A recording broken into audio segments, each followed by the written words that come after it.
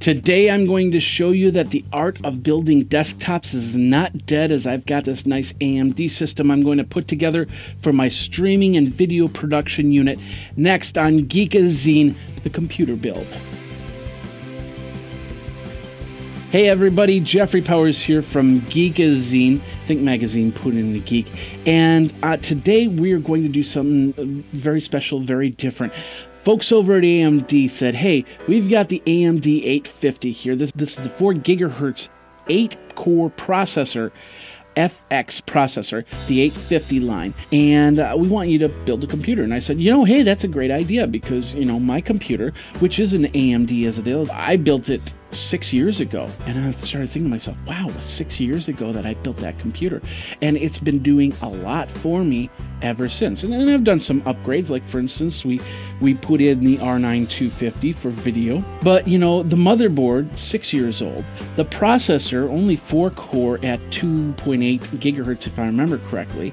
It's just today's standards, it's going to be slow, and when I put this together, I know that I'm going to notice the big difference here. So I'm going to show you that the art of building a computer really is not dead. You can use desktops for so many different things. The one thing that I love about my desktop, you can take a laptop anywhere, but if you really need to get work done, you go into a room, you sit down on the desktop where you cannot move, and you do your work and get it done. Especially in video and audio production, that is key. Or else, I could be mixing at coffee shops and stuff like that, and it's very possible.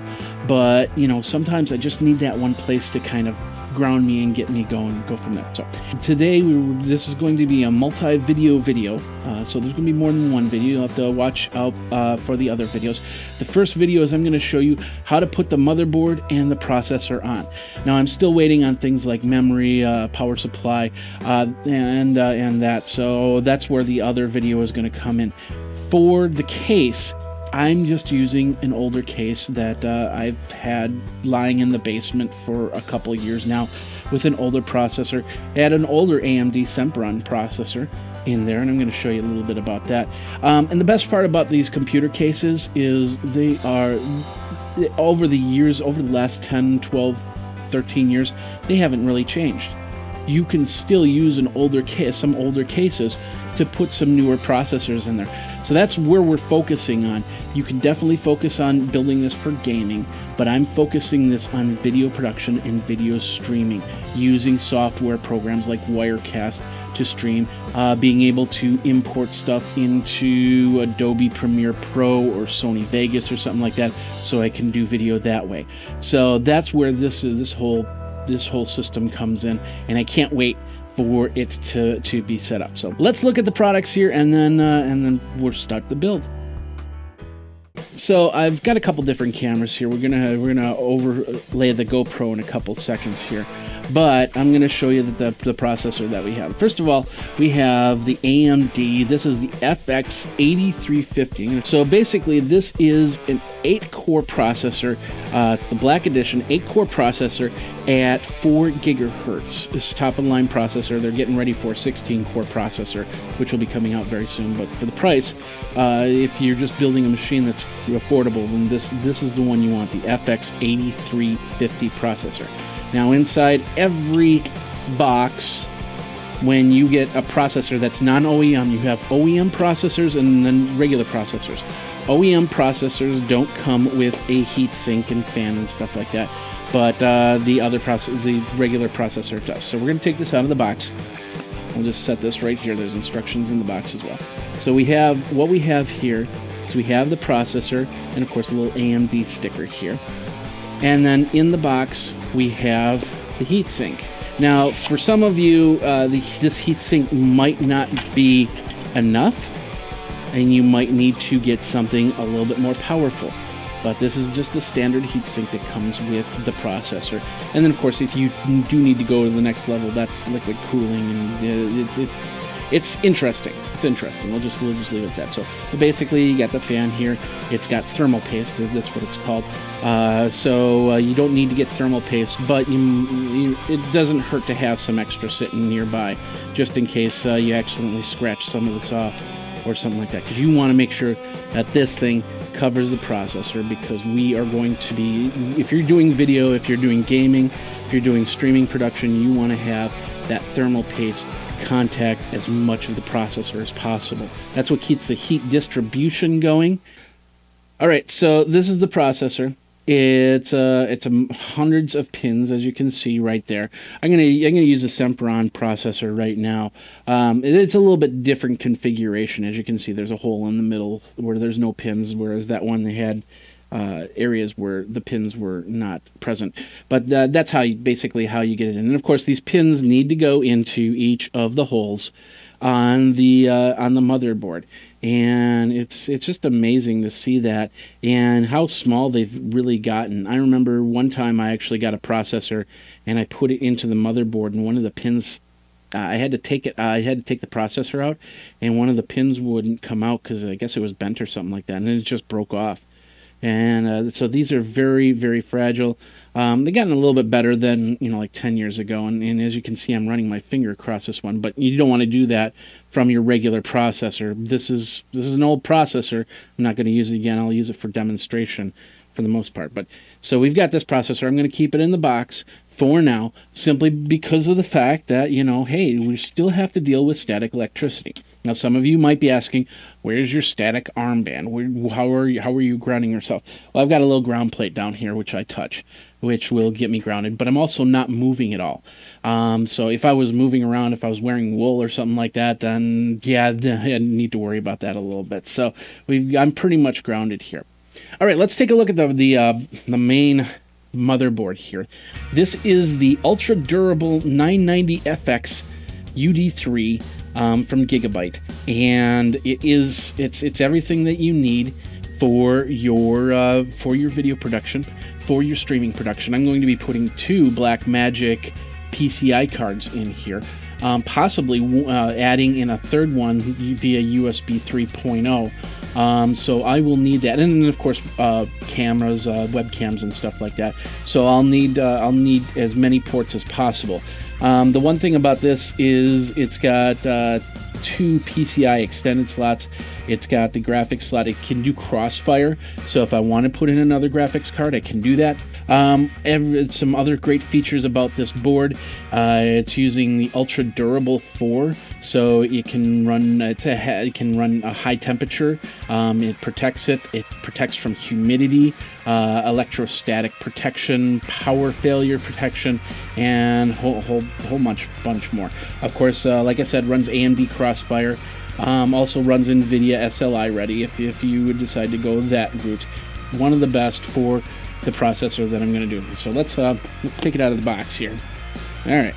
So here's what we got. Let's zoom this out a little bit. Here's what we got in the box. You got your faceplate. This is for the putting it in the case. We've got some SATA cables, which you're definitely going to need. There's some more SATA cables. This is the Crossfire, or I'm sorry, this is the SLI for an NVIDIA card, but we're not going to use that.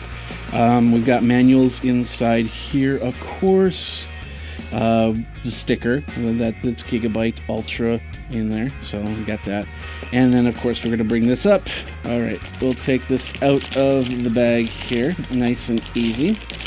And we'll set it right on top of the electrostatic bag, so we won't have to worry about charges or anything like that. And we'll tip it up here a little bit.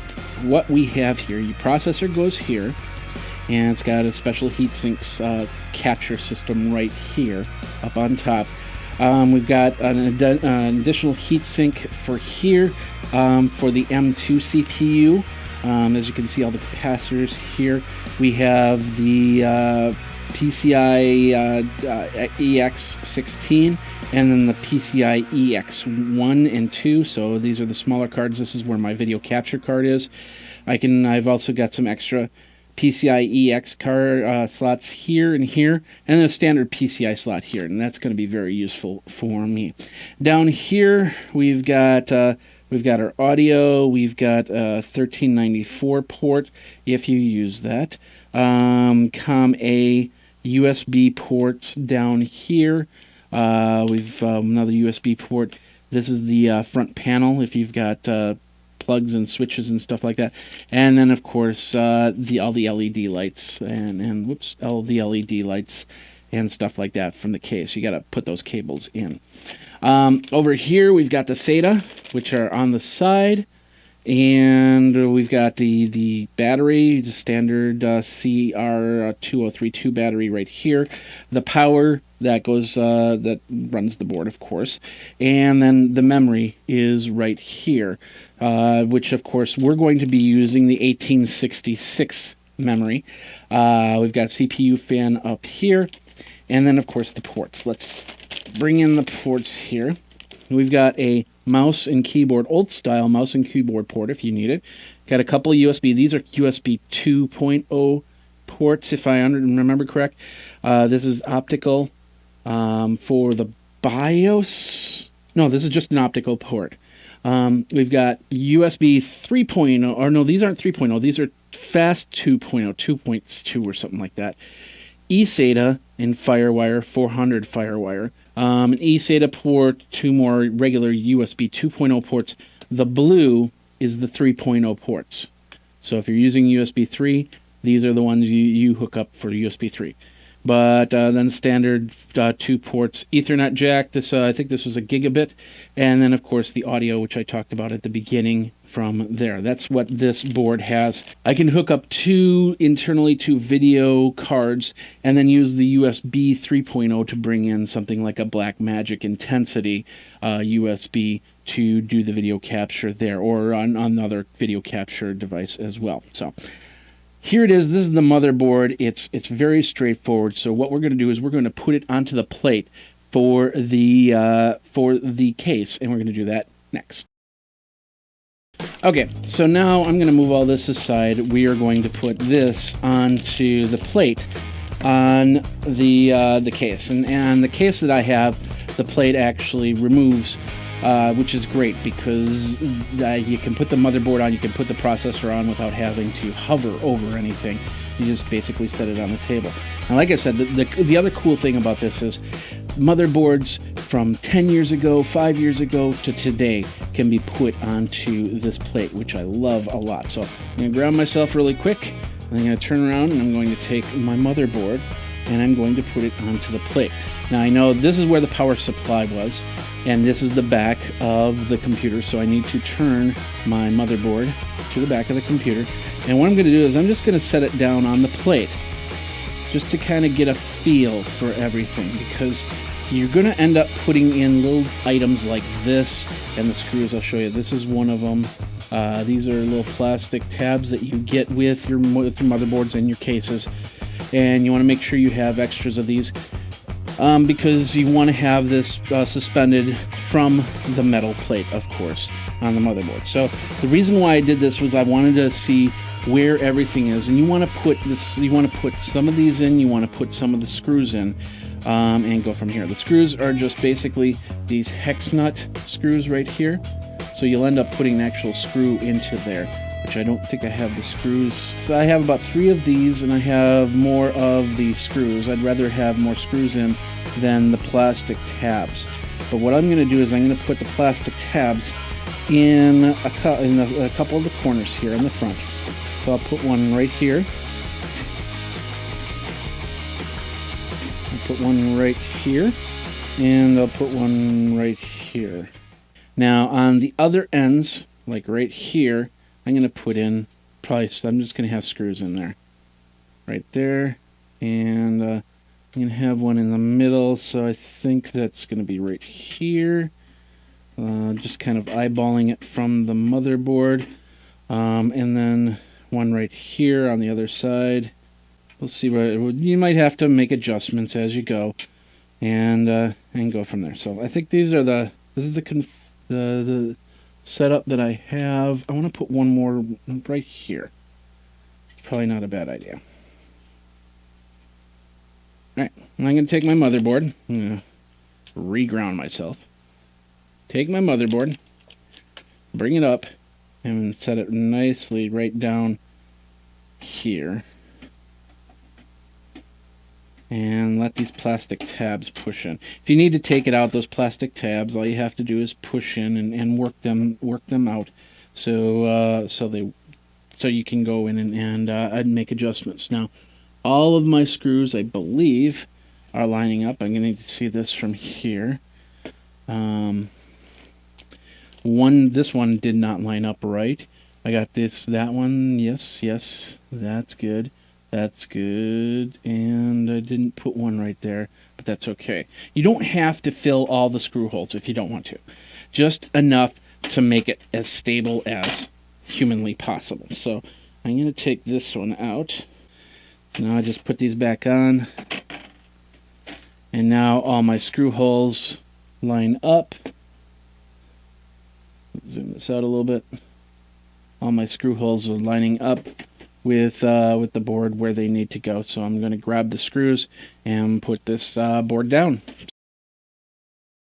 All right, we're back, and I've just regrounded myself. So here's we got the board, got the screws, and I'm just going to throw them in the screwdriver. I got a magnetic screwdriver here, so I'm going to put them.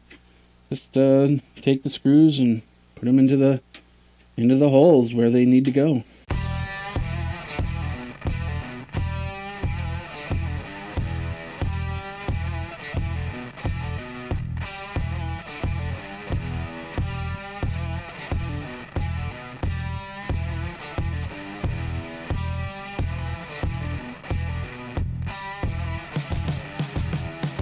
Alright, as I put this together, I realized I had one right here, but there's no screw hole right here. And it might be touching an actual pin. So I gotta take this all out and start over. So yeah, it's a small, annoying process at times, but it's a lot of fun to put these things together. And then when, of course, they come to life, oh my god, that's awesomeness in a can. Well, I'll do this really quick. So I'll look underneath the motherboard to make sure that there's nothing bending, touching, or anything like that, and there's no screws that have a screw hole for them. So looks pretty good there. So bring that down. We'll reground just for kicks and giggles, and then we'll put the screws back in. You don't want to tighten them too much, but if you're going to be moving your computer around a lot, then try and tighten them as best as possible without over tightening. You can use Loctite if you want to on the screws to make sure that they don't jostle out if you are taking this computer outside of your domicile. House, whatever you want to call it. We'll take one more check here. I think I got all the screws in, and it's pretty straightforward. There you go. That's the plate on your computer. Now let's get the processor inside this machine. So we've got the motherboard on. We got it all screwed down. We've got all the pegs in and everything like that, and we got it ready to go. It could go right in the case right now. We need to put the processor and the heatsink on. So here's the processor right here with the heatsink. We're going to bring that up, and of course you want to ground yourself like I always do, and then pull this out. Let's see the pin configuration here. There's the pin configuration. That's hundreds of pins for this processor, and then of course the back end. I got the AMD FX logo on there, and so we're ready to go. Now there's only one way that this processor can go in. You don't force it in, you don't do anything. You just basically, what you do is you lift up this little handle right here and bring it up, and what that does is it slides the whole case forward, or not the whole case, but this the processor unit forward. The pins will go in, and you bring it down, and that is supposed to lock it in so it doesn't move at all. So what we're going to do is we're going to bring that up. We're just going to we got to find the north, the lining of the pegs here. And of course there's an arrow on the processor, and you've got north on the other end of the processor here. So on one end of the processor you have an arrow. On the other end of the processor, a little N for north. So, and this is north. So we're just going to put that right in. It should just set right down in there. Once again, you shouldn't have to force it. It'll just set. Set it and forget it, as the old commercial went. and you just gently bring this thing down and lock it in. You've now put your processor into your motherboard. Good job. Next up is this heatsink. Now we're going to take this bad boy out. This thing looks awesome. We've got the heatsink with the thermal paste. Once again, remember that thermal paste. Try not to touch that thermal paste at all. The less bacteria on there, the better. So once you've got that out, all you're simply going to do is take that, and in this case, it's going to fit pretty well onto the processor. And you can move it around, just kind of squish it back and forth just a little bit to get that thermal paste onto the processor as well.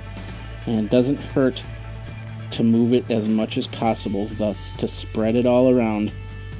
And as you can see, we'll just take that out. As you can see, there's thermal paste on your processor, and there's thermal paste on your heatsink. And I got to go up a little bit more here. So I'm going to do this one more time, set it down, and push it up and push it down as much as possible.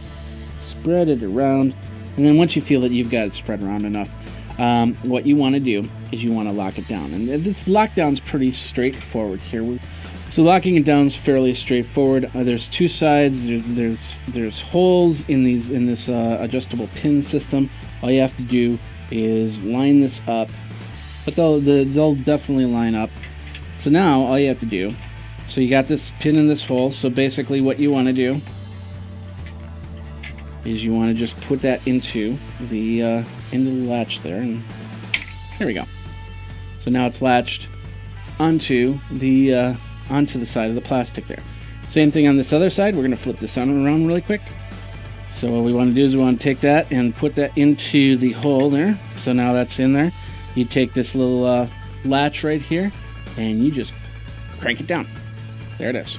Now it's locked into place, and your processor and your heatsink are now into place, and you're good to go on that. So the only thing you have to do is to take this little guy right here, which is the plug for the heatsink, and then plug that in. That's a CPU fan right here, I believe. And it goes one way. It will not go any other way. They make sure of that. Plug that in, and you're good to go. And this is your case. Well, this is my case with my processor, with my motherboard set up and hooked up in there, all screws. It's nice and stable here. So I could really just plug in everything and not have a case. I could just show this, hang this on the wall and show it as it runs. We're going to do more. We'll put, once the memory comes in, we'll put the memory in, we'll finish the case, and then we'll get this puppy up and running and go from there. So basically, the motherboard and the processor, the motherboard being the Gigabyte GA990 UD3, that's it. And then, of course, the FX8350 processor from AMD. This is ready to go. Like I said, once I get the memory, we will continue on this video and go from there. My name is Jeffrey Powers. Thanks a lot for watching. You got questions, you got comments on the build, let me know by Geekazine. Think magazine, put in a geek, and you're going from there. Thanks a lot. We'll see you next time. Geek out.